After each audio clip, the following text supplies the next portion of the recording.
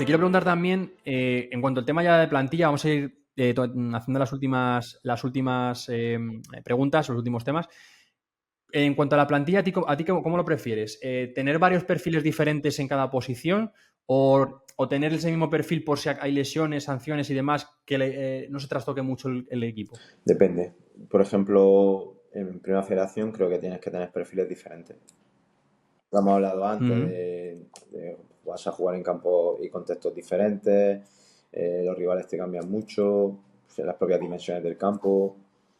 Bueno, creo que tienes que tener diferentes opciones como entrenador. A partir de Ujú. ahí ya pues vas construyendo, ¿no? Al final tú piensas que vas a jugar con dos laterales largos y el verde te hace ver que por la derecha hay que jugar con uno que no sea tan largo. Por ponerte un ejemplo, ¿no? Que creo que hay que tener ese perfil. Luego, si vas a ser un equipo más de mitad tabla abajo, creo que tienes que tener muy claro el perfil de jugador que necesitas. Ahí sí que creo que deben ser plantillas en el que los perfiles tienen que estar mucho más claros, creo. Ujú. Ujú. Porque tu equipo va a jugar casi siempre lo mismo.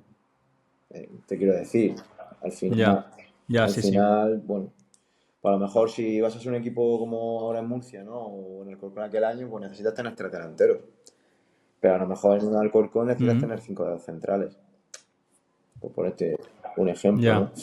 Y necesitas medio centro que sea más de contención, porque realmente los partidos, pues la mayoría de los partidos no vas a tener ni el 40% de posesión. Es que es así. Claro. Porque tampoco vas a poder firmar jugadores que te hagan tener un 60 o un 70% de posesión. Es que no Ujú. tienes la capacidad económica para ello. Porque Ya. si tuviese esa capacidad económica, pues podrías, pero es que tampoco. Entonces, al final, creo que ahí sí que los perfiles deben de ser más claros de lo que tú quieras jugar. Necesitas jugadores que en el último tercio sean más verticales porque vas a jugar más en espacios. Y sin embargo, en un equipo de arriba, pues necesitas jugadores que sean capaces de asociarse por dentro contra bloques bajos, Ujú. necesitas extremos que le den amplitud. No sé, creo que debe de tener un poco más de variedad. Sí, ahí es importante también que lo que es todo el departamento de scouting y el director deportivo, cuando planifica estas cosas, tenga en cuenta todas las variabilidades que te puede ofrecer un jugador, no solo, y los entrenadores también, no solo ver un jugador que sea rápido, por ejemplo, un extremo que sea rápido, ya ni extremo, un jugador, vamos a poner, que sea rápido, tenga buen desborde y tenga la tendencia de irse por fuera pegado a la línea de fondo, de banda, y ya etiquetarle como extremo, porque a lo mejor ese jugador, si luego le ubicas en otra zona y le reconviertes un poco algunas características, te puede rendir por dentro media punta vertical con llegada uno contra uno, o te puede jugar de lateral y ser un jugador. Entonces, el abrir un poco la mente de decir, veo un jugador en caso del scouting, o me traen un jugador en el caso del entrenador, y no voy a encasillarme a lo que él ha sido, sino voy a intentar ver qué condiciones tiene para poder utilizarle de la mejor manera. Porque a lo mejor no es necesario tener tantos perfiles distintos, sino tener un jugador que te puede jugar de lateral y de extremo y es un perfil diferente al resto de extremos que tienes, ¿no? Sí, lo que ocurre es que eso ya te lo da luego el proceso, ¿no? Cuando tú vas a firmar un jugador, pues no me gusta hablar de nombres, me gusta hablar de perfiles. Yo hago la directora deportiva, digo, necesitamos un lateral que sea profundo, que tenga recorrido, que en algún momento pueda jugar de extremo, porque hay situaciones en Ujú. los partidos que se puede dar. Y necesito un lateral que Claro. sea más defensivo, que sea bueno en duelos individuales y que además pues, pueda jugar de centro en algún momento. No me Ujú. gustan las plantillas muy amplias, Ujú. por lo tanto, también considero que tenemos que tener en plantilla 4, 5, 6 futbolistas que sean polivalentes. Eso es. Que tengas algún lateral que juegue de Ujú. central, otro que juegue de extremo, que algún medio centro pueda jugar de central y otro de media punta. Es tener un poco variedad porque luego las temporadas se hacen largas, hay lesiones y bueno, ojalá que siempre mirando abajo al equipo filial pues encuentres eso, pero normalmente no ocurre, es difícil. Pero además también creo que es importante lo que habíamos hablado un poco en la charla, de tener la mente del entrenador con esa mente abierta, de no ir con las cosas cerradas de este aquí, y mi modelo, y mis cosas, y mi forma de dirigirme a los jugadores. O sea, estamos entendiendo en este podcast, en este capítulo, el entrenador como una mente abierta que reflexiona sobre todo, contempla todo y no está cerrado a nada 100%. Y en ese sentido, por ejemplo, el día que el Cholo puso a Marco Llorente de delantero por primera vez, pues seguramente la gente diría, oye, ¿y este tío por qué lo ha...? Pero las condiciones las tiene, las ha tenido siempre y a lo mejor nunca Marco Llorente en su vida formativa nunca ha jugado de una posición que no sea la de mediocentro o pivote y ahora está jugando de extremo, de lateral, de delantero. ¿Por qué? Porque las condiciones las tiene.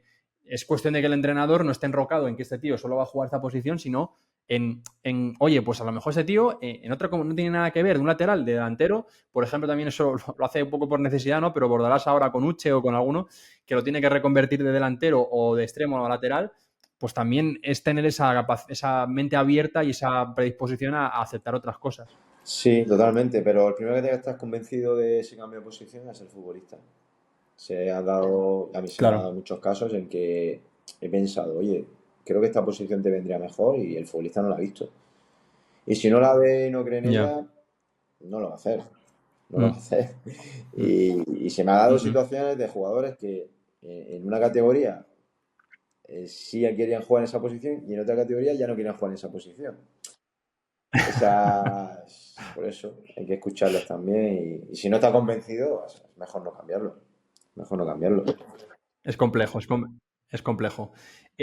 También otra pregunta relacionada con el tema de la plantilla. ¿Te gusta más tener una plantilla donde cada jugador tenga un poco su rol, digamos, de minutos o de importancia marcado, de titular suplente? ¿O te gusta quizá que sean jugadores o sea, del mucho nivel y que compitan cada día por ser titulares?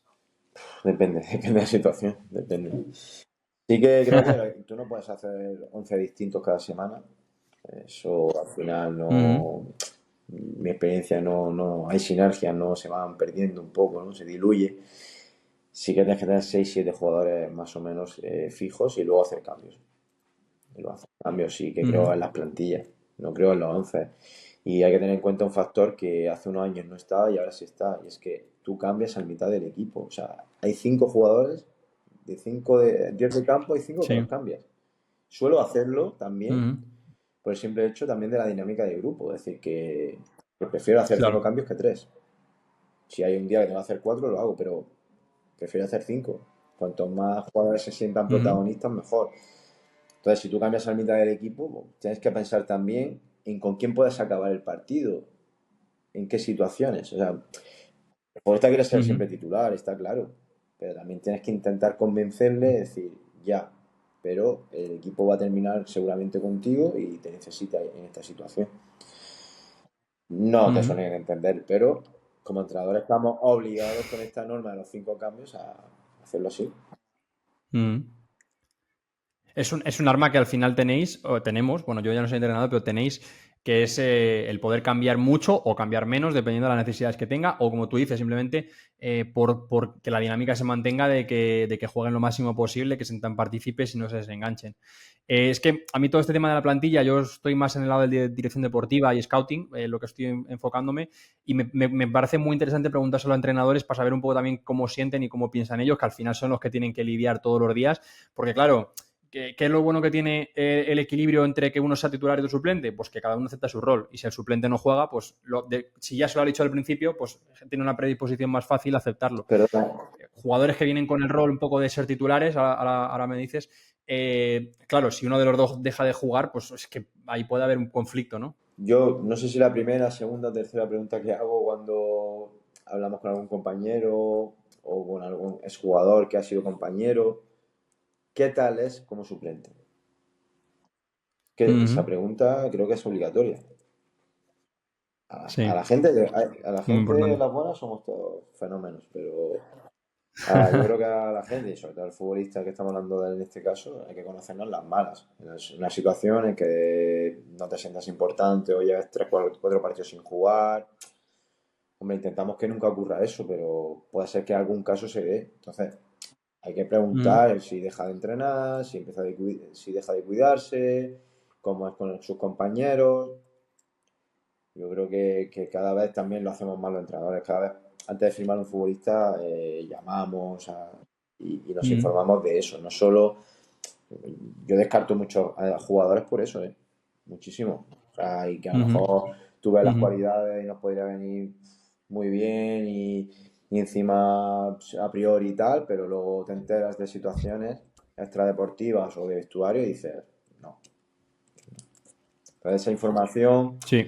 a nivel de dirección deportiva creo que hay que controlarla más de lo que se hace. Creo que se hacen análisis individuales muy buenos, cada día mejores en la dirección Ujú. deportiva, pero sin embargo no todas las direcciones deportivas tienen trabajado ese contexto del futbolista, ese perfil personal, digamos.